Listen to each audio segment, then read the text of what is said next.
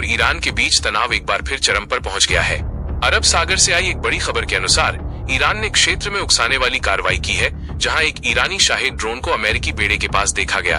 अमेरिकी central command ने पुष्टि की है कि अमेरिकी फाइटर जेट F-35C ने इस ईरानी ड्रोन को मार गिराया है।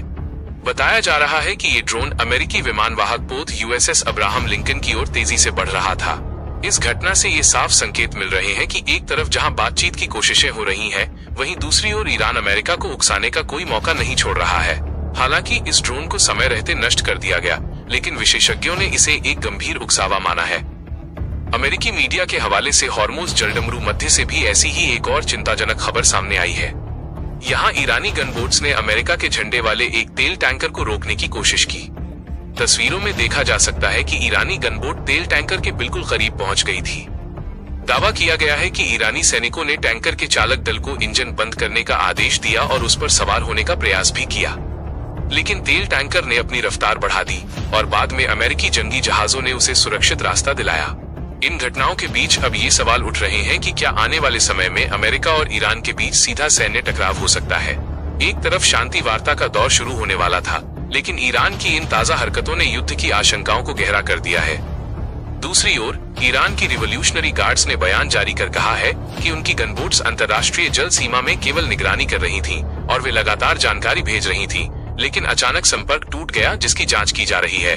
इसी बीच अरब सागर में एक और ईरानी ड्रोन देखा गया है, जो उसी क्षेत्र में था जहां पहला ड्रोन मार गिराया गया था।